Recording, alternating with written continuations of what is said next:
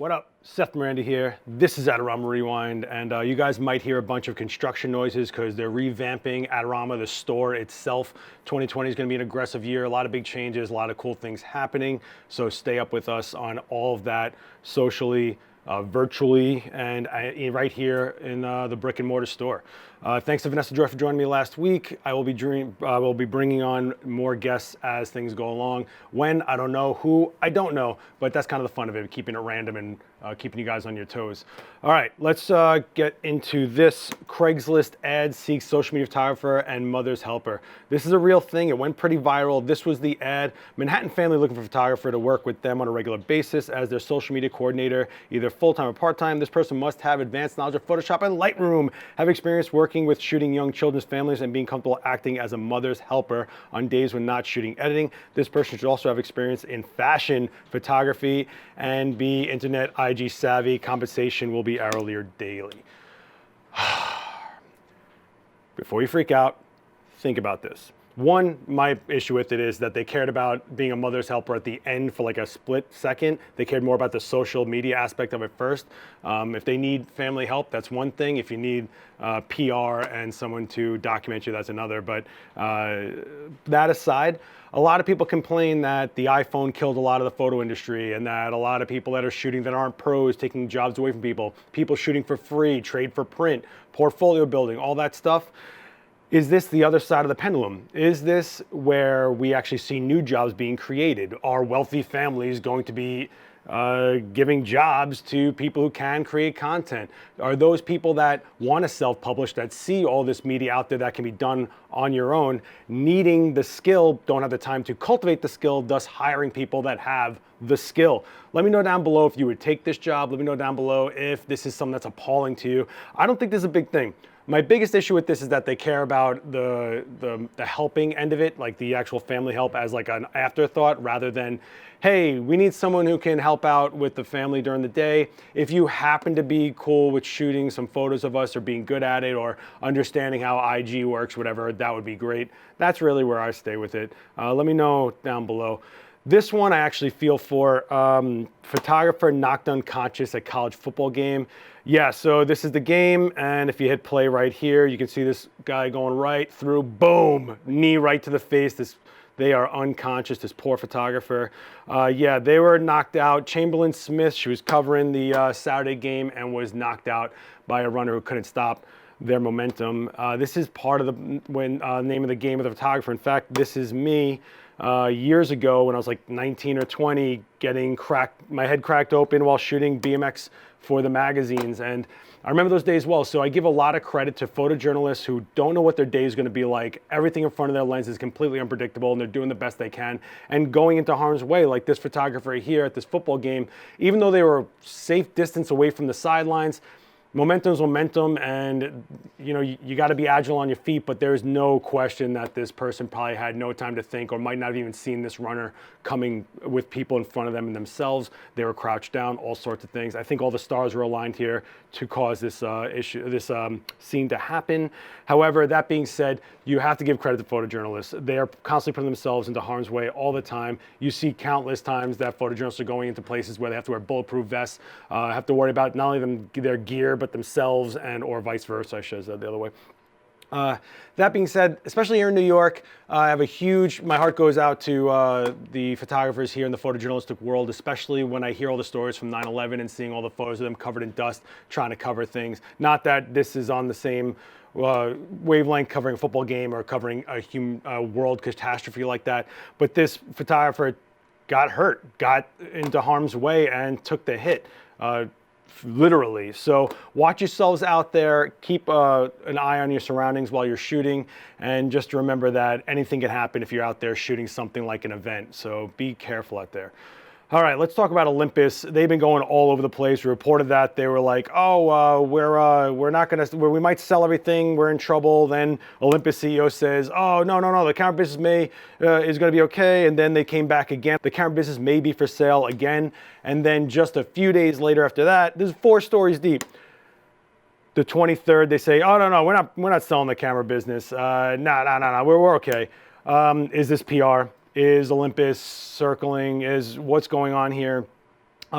it's all up to whether they find the camera business of their entire repertoire worth holding on to. There's plenty of companies that have multiple things under one umbrella, that some things operate at a loss, but it's still worth it for them to have, especially when something like cameras is physically in people's hands in a commercial level, in a social level, that people see their name around. And it's just like, this is a really bad analogy, but I'm gonna go for it. Here in Soho, it's $1 jillion to have a storefront for a major fashion brand. I guarantee you those stores lose money every day because there's not so much traffic or people buying things in the store. But that store is a flagship store. It is an advertisement, just like people walking around with bags that say their name around the city. Their name stays in conversation, stays in the peripheral vision of people. And maybe that's what Olympus is looking at here. I'm being super optimistic because Olympus is a 100-year-old camera brand, and I've had plenty of their gear over the years. I love their glass, actually. The Olympus Epic was one of my favorite cameras ever.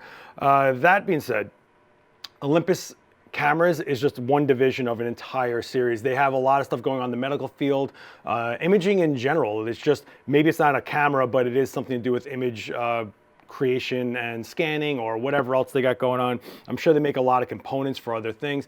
Their technology that they put into the Micro Four Thirds space, their amazing stabilization, their fast frame processing, their live comp technology, all of these type of things that they developed, they could license out to other camera brands to put in their cameras. In fact, that's where we got autofocus from. A company came up with it and tried to shop at the different cameras, and Sony was the one who adopted it first, and then everybody else was like, oh, we need that. So it's kind of how things work. Let's talk about another company we don't talk about a lot. Ricoh Theta SC360 has been announced. It's got new features and a new user interface.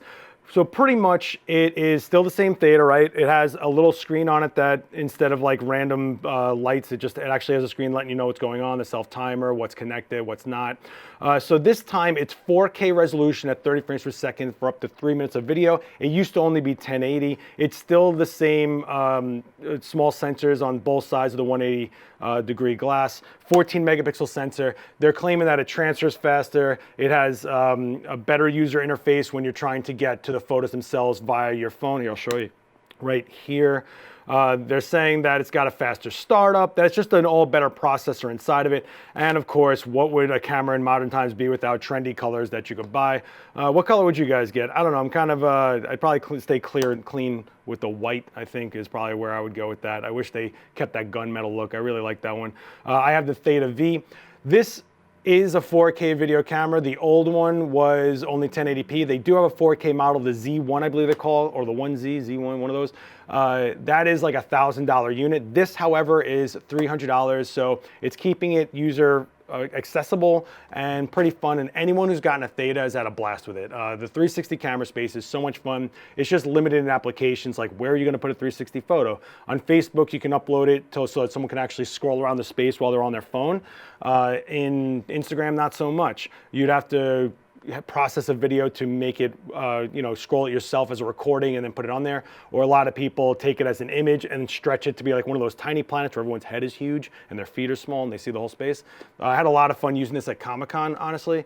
Not this one, my Theta V, but it is a really great camera and it's really cool. It has the underwater attachment. They have a 360-degree mic, which is awesome, which means that if I'm recording at a 360-degree space and my camera's facing this way with someone, it records their audio. As you scroll away, that audio dies off and it'll capture the audio from the other side. It's pretty awesome. It's cool technology. We just talked about NASA putting one into space. So if you've got some extra cash and you're thinking that I want to try something completely different, I recommend the 360 cameras, and Ricoh has definitely been pioneering that heavily. Of course, the GoPro Max was announced as well. So you have a lot of options out there, so go check it out.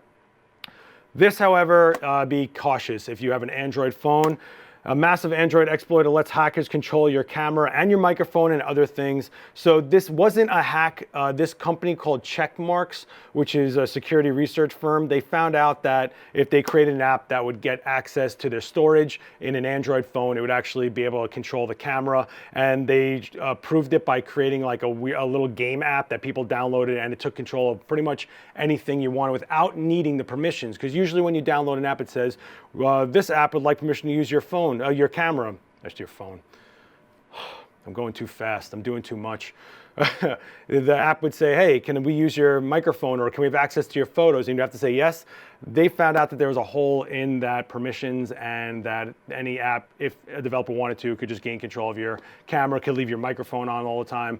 And here come the conspiracy theorists in the comments to write me that the microphone's on all the time. I love you guys. Have at it. This is kind of crazy. This also isn't anything new. Android phones have been susceptible to viruses and apps that have leaked information out of phones years ago. We're just seeing it again now. So it's good that a security firm found it first and it wasn't a hacker themselves, or the hacker might have found it first. Who knows? A lot of these security firms are built, comprised of old, retired veteran hackers or con guys or whatever. So there's that. In some more down point news, California tourist that was in Vegas got fined $20,000 for losing control of their drone. They landed it near McCarran Airport. $14,700 is the fine.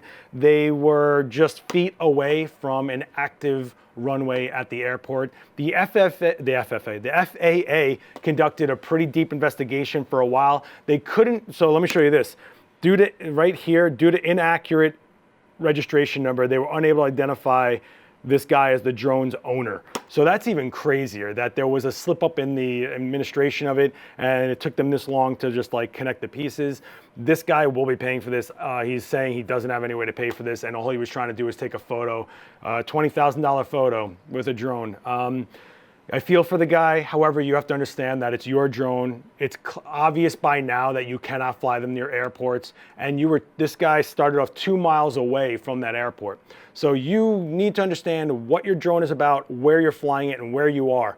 The rules keep on changing. Please check your local areas, legalities about this.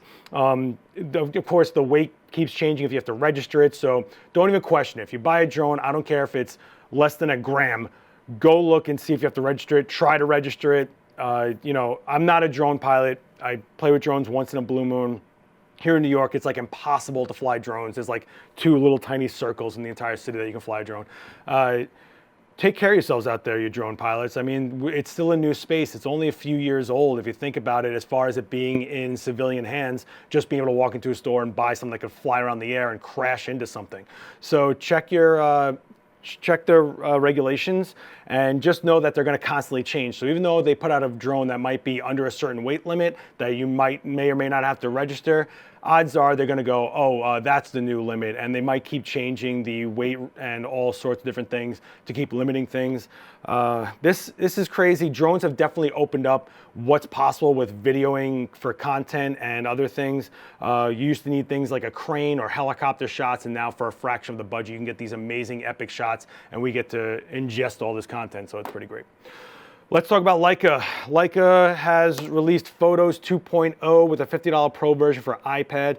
So what is Photos? Pretty much it is an app that allows you to bring in, here, I'll give you the list right here. So you can view your images, image transfer, remote camera control settings, adjustment, post-processing, and sharing. But with the Pro version, you actually have access to Lightroom and RAW files. So for 50 bucks, especially if you own a Leica, 50 bucks for a Leica is like the lens cap. I mean, it's kind of crazy to even think about it. This interface on Photos is pretty great. I have gotten a chance to use it.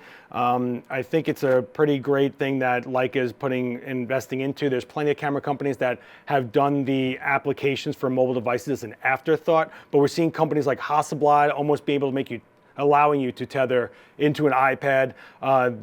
This is great. I think this is awesome, especially when people, like, I think every rewind ask me what's going on with Photoshop for iPad and what's going on with that. They'd love to be able to tether to an iPad. They love to be able to do everything on a tablet. While tablets are super powerful, and some of them are even more powerful than the base model laptops, they just haven't been there for this level of an application as far as the software is concerned. But things are changing. Things are definitely changing. In fact, Adobe has released a roadmap for development for Photoshop for iPad.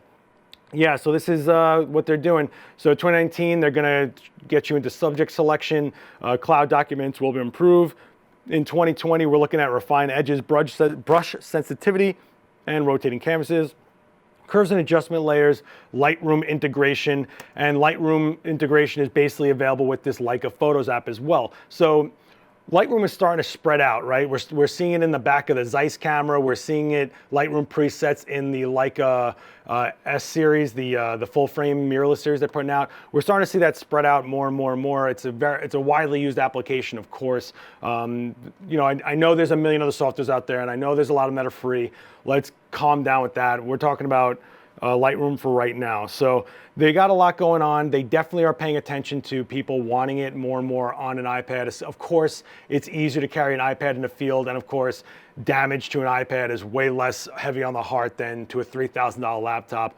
I know that pain all too well. Let's talk about this one.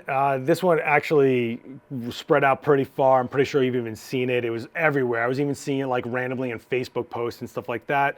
A girl was denied photos because her hair had red braids in it. Well, red hair, you know, woven into her braids a little bit, and you could see right here. And the school said that because it wasn't a natural hair tone, they were going to deny her school photos in Jackson, Michigan. So a photographer decided to take it upon himself and offer a photo shoot to this young girl. And she got next level style shots out of this guy, especially way, way, way beyond the experience of having a school photo, and she definitely felt a little special. I mean, come on, look, this guy totally set up for her, and the school photo, and the school photos, the photos he shot are totally pretty epic, and she's totally living a moment there. And it just goes to show you that just because, you know, the system that you're in isn't appreciating who you are as an individual, there is a society beyond that system that might appreciate yourself as an individual. I know that myself because I'm getting a lot of comments right here about my tattoos, which are my life and my business. But hey, apparently it bothers some people and they feel the need to have the ambition to write a comment about it. I don't know what to tell you. There's plenty of other people on here that can talk to a lens about whatever you want to hear about. If you want to judge me for what I chose to do in my life, that's up to you. I'm not judging you for having to take a picture of yourself with a camera to your face to prove to people that you're a photographer. Just saying. I think this is pretty epic. I also want to harp on this story a little bit harder, that this is what photographers should be doing. We should be part of society and aiding people with what our skills or what we've worked so hard to cultivate and bring it to people. I've done a lot of shoots for free for things like St. Jude Children's Hospital. Did a 24-hour straight shoot for the It's Alive project, documenting sculptures so that they could get sold at auction to raise money for research for children with cancer and terminal illnesses, I should say. There's plenty of other people that do things like this. Dan Norton has done plenty of stuff like that. Let me know down below, what have you done with your skills that you've built up over the years to help somebody out in this world? I mean, images speak loud volume in this world, especially now with this constant content that we're pumping out. And there's a lot of organizations that probably don't have a loud enough voice because their images don't draw people into their websites, onto their media, and get their word spread around. So tell me, is there anything you guys have done shoot-wise or video-wise or anything that has helped somebody, organization, or somebody themselves? Actually, there's been one of the shoots I recently just did. You can check it on my Instagram. A transgendered woman was going through facial reconstruction for the last time, and this was her final portrait before she had the face that was going to take her through the rest of her life. And I was honored to be asked to shoot that for her. So, Julia, shout out to you, and you can check out those photos on my Instagram. I'm going to leave that there. Just hit me down below. I'm really curious. I know we got good people in the Adorama audience, and I want to know what good things you guys have done. Boast about it. Drop me links. Let me see what you've been doing. Let's talk about Adorama itself. Black Friday is upon us, and I needed to tell you guys, just like last week, the Black Friday deals are getting announced day by day.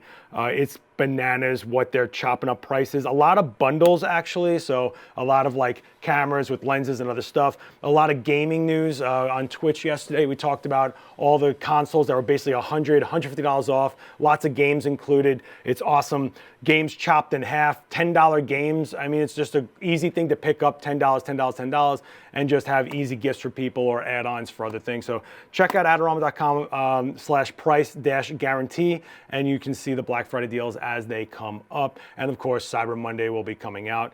And I'm gonna leave you guys with Keith Alexander. You guys are sleeping on this guy. If you are someone that's out there interested in audio, if you're someone that's trying to figure out audio for video, if you're someone that's trying to do a podcast, boom, Keith Alexander goes over how to use the RODECaster Pro, which is a super accessible unit. And he's got one of the best voices in the business, by the way. But Keith Alexander is as legit legit as it gets. I can't reiterate that enough. When it comes to audio, I've had to mention this guy like randomly to people in this industry, and they're not even the same country. And they're like, oh, Keith, yeah, I know Keith, he's amazing. He really is. Knows so much and is such a good person, and you actually, absorb the information from him. And not to mention one of the most soothing voices, like I said before. Even if you're not into audio, just listen to him and just close your eyes. Okay, cool.